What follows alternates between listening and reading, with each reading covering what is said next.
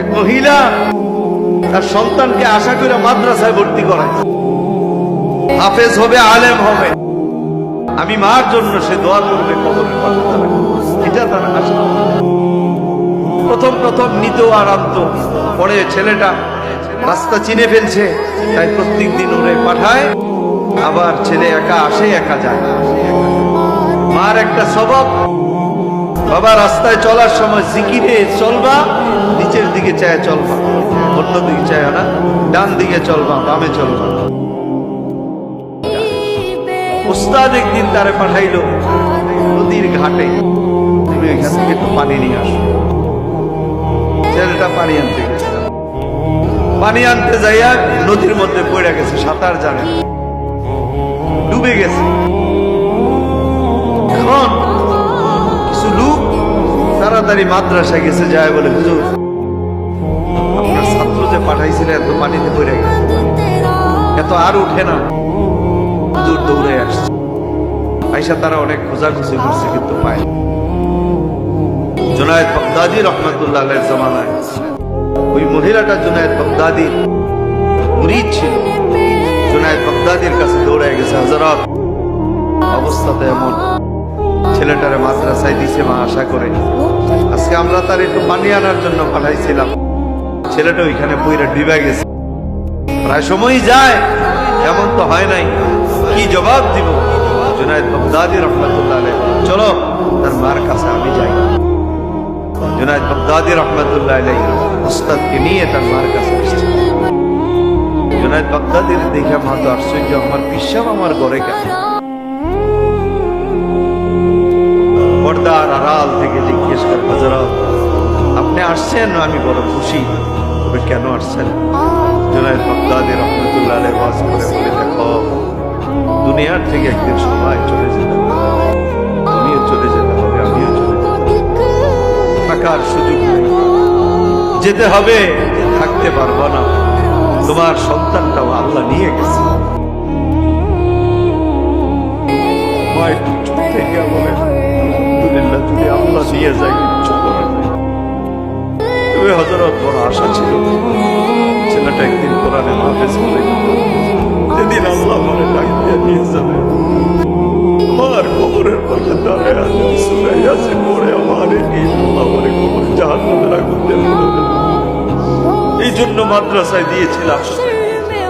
Junaid Baghdadi রহমাতুল্লাহ আলাইহি বলেন, তুমি চিন্তা করো না, এই সন্তানের কুরবানি আল্লাহ তাআলা করবেন।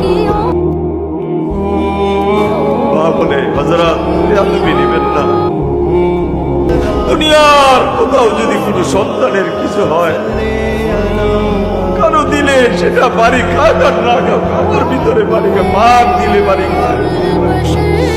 আমার ছেলেটা কোন জায়গায় পড়ছে, আমার নিয়ে যান। আমার দিল বলে আমার ছেলে এখনো মরে নাই,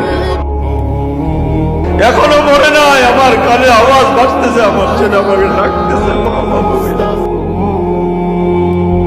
এটার নাম মা। জুনায়েদ বাগদাদী রহমাতুল্লাহ আলাইহি বলেন, প্রায় 3 ঘন্টা হয়ে গেছে, কেমনে তোমার ছেলে বেঁচে থাকে? মা বলে, হযরত আমার দিল বলে আমার ছেলে আমারে ডাকতেছে, আমার কানে আওয়াজ আসছে, আমার নিয়ে চলে চলো।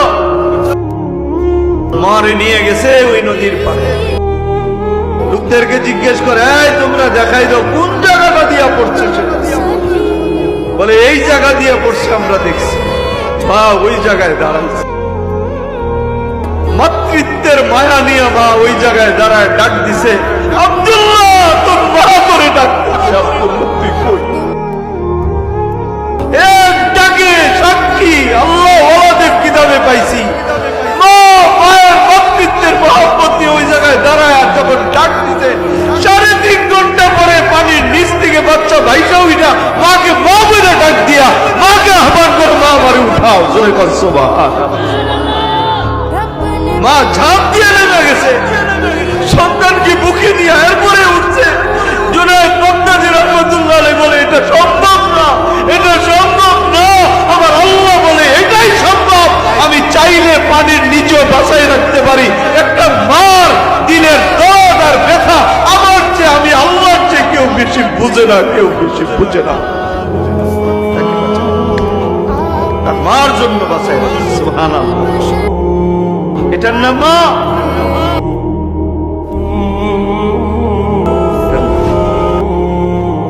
এই মায়ের সাথে বেয়াদবি করেন আপনারা, এই মার মনে কষ্ট দেন, এই মারে ধমক দিয়ে কথা কন। আল্লাহর কসম, পৃথিবীতে যা কিছু হারাম আছে, জিনা করা হারাম, মদ খাওয়া হারাম, সুদ খাওয়া হারাম, ঘুষ দেওয়া খাওয়া হারাম, মা বাবার কষ্ট দেওয়া এটার মতোই হারাম। তুমি হারাম কাজ করবা, মার বাবার মনে কষ্ট দিয়ে সেজদা দিবা, আল্লাহ তোর এই সেজদা আল্লাহর দরবারে বুঝবে না, হবে না।